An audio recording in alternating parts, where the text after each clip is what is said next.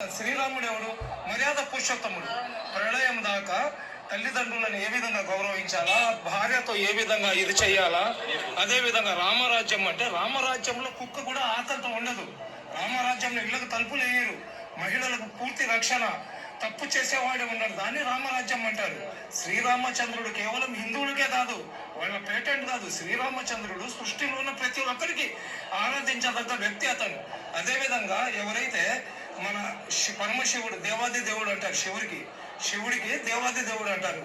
రాక్షసులకు అదేవిధంగా దేవుళ్ళకు యుద్ధం జరిగినప్పుడు రాక్షసుల వైపు అమృతము, అదేవిధంగా దేవుళ్ళ వైపు విషం వచ్చినప్పుడు ఆ విషాన్ని అతను తాగేసి రాక్షసులను సంహరించి అమృతాన్ని దేవుళ్ళకి ఇచ్చినాడు. కాబట్టి అతనికి దేవుళ్ళకు దేవుడు దేవాది దేవుడు అంటారు. పరమశివుడు కూడా తపస్సు చేస్తాడు. అతను తపస్సు ఎవరికి చేస్తాడు? ఏకేశ్వరుడికి చేస్తాడు. ఆ ఏకేశ్వరుడినే మనం అందరం, వాడి బిడ్డలమే మేము అల్లా అంటున్నాం, వాళ్ళు దేవుడు అంటున్నారు. శివుడికి భోళశంకరుడు అంటారు. శివుడికి సయ్యద్ హుస్సేని గారు, ఈయన ఆంధ్రప్రదేశ్కి చెందినటువంటి ఒక సామాజికవేత్త.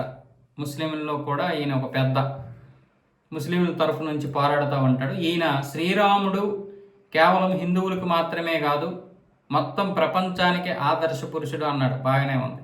ఇక్కడ శివుడిని దేవాది దేవుడు అంటే దేవుళ్ళకే దేవుడు, అంతే కదా. దేవాది దేవుడు ఎవరు? దేవుళ్ళకే దేవుడు.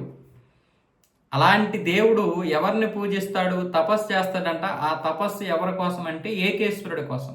ఆ ఏకేశ్వరుడు ఎవరు అంటే మేము అల్లా అంటాం, మీరు దేవుడు అంటారు అని చాలా తెలివిగా ఈ యొక్క దీంట్లో చూపించేశాడు. ఓకే, దేవుళ్ళందరూ సమానమే.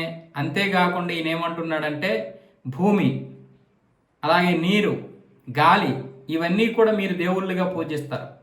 హిందువులు దేవుళ్ళుగా పూజించేటటువంటి ఈ పంచభూతాలు ఒకవేళ 10 నిమిషాలు 20 నిమిషాలు మా మీద కోపం కానీ లేదనుకుంటే ప్రళయం కానీ సృష్టిస్తే ఉండము. మేము హిందువులకు మాత్రమే చెందినటువంటి వారము అని చెప్పి నీరు కానీ, సూర్యుడు కానీ, అగ్ని కానీ, గాలి కానీ, భూమి కానీ కోపిస్తే మా పరిస్థితి ఏంటి? అయినా సరే వాటికి అలాంటిది ఏమీ లేదు. వాళ్ళు మా మీద మంచిగానే ఉన్నారు. మరి ఇక్కడ ఉన్నటువంటి మనుషులు మాత్రమే మా మీద ద్వేషం చూపిస్తున్నారని చెప్తున్నాడు. మరి ఇదే విషయాన్ని మసీదుల్లో చెప్పొచ్చుగా, మదర్సాల్లో చెప్పొచ్చుగా.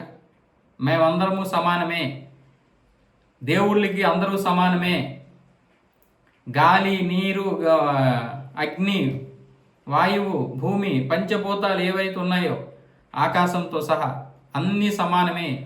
శ్రీరామచంద్రమూర్తి అందరికీ దేవుడే. శ్రీరామచంద్రమూర్తి అందరికీ ఆమోదయోగ్యమైనటువంటి మహాపురుషుడు, దేవాది దేవుడు శివుడు.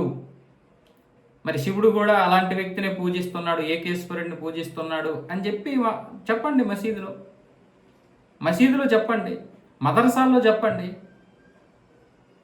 అలా మనం మదర్సాల్లో చెప్పం. ఇక్కడ మైక్ దొరికేసరికి ఆ గుడ్డి హిందువులు వచ్చేస్తారు. వాళ్ళు ఏమొచ్చేస్తే తలా తోక తెలియకుండా తలాడించేస్తుంటారు. వాళ్ళకి పాపం ఏం తెలియదు. ఒక ముస్లిం వ్యక్తి మన దేవుళ్ళ గురించి గొప్పగా చెప్తున్నాడు కదా అనుకుంటున్నారు. కానీ ఆయన తెలివికి ఏం చెప్పాడు తెలుసా? ఏకేశ్వరుడిని పూజిస్తున్నాడు శివుడు అంటే అల్లాని పూజిస్తున్నాడని అంటున్నాడు. అది ఎంత తెలివైనటువంటి మాట అంటే, ఎంత తెలివిగా చెప్పాడు చూడండి. శివుడు కూడా ఏకేశ్వరుడిని అంట. అసలు ఇది ఏ విధంగా ఆమోదయోగ్యం? ఆ గుడ్డిగా అతను కూడా అలాగే వినేస్తున్నాడు. కానీ మనం మామూలుగా శివుడినే ఇంకా సర్వశక్తిమంతుడు, ఇంకా ఫైనల్, ఈ సృష్టికే ప్రధాన కారకుడైనటువంటి వ్యక్తి శివుడు, విష్ణువు, బ్రహ్మ. వీళ్ళని మనం పూజిస్తాం. వాళ్ళు తపస్సే చేసుకున్నారా, ఇంకేదైనా చేసుకున్నారా, ఏదైనా చేసుకునేయండి, దానికి ఒక అర్థం ఉంటుంది. కానీ ఇంకా శివుడు ఇంకొక దేవుడిని మొక్కాడని, ఇంకేదో చేశాడని, ఏకేశ్వరుని పూజించాడని ఎక్కడ లేదు. వీళ్ళు తెలివిగా అల్లాని తీసుకొచ్చాడు. ఈయన 1500 సంవత్సరాల క్రితం పుట్టినటువంటి ఈ యొక్క మతం గురించి ప్రస్తావించేశాడు. చూసారా? అది ఎవరూ గమనించరు. మళ్ళీ ఏమొచ్చేసి మీరు మేము భాయి అంటారు. భాయే. మేము దేవాలయాల్లో కూడా చెప్పగలం, మేము పాటించగలం. మీరు మసీదుల్లో చెప్పగలరా? మదర్సాల్లో చెప్పగలరా పిల్లలకి? శ్రీరామచంద్రమూర్తి ఒక గొప్ప మహాపురుషుడు, ఆదర్శ పురుషుడు, ఎందుకు చెప్పలేరు? ఇది గొప్ప తెలివి, సయ్యద్ హుస్సేని గారి యొక్క తెలివి. ఆయన వీడియోలు మన ఆంధ్రప్రదేశ్ చెందినటువంటి దీంట్లో ఉంటాయి, చూడండి ఒకసారి.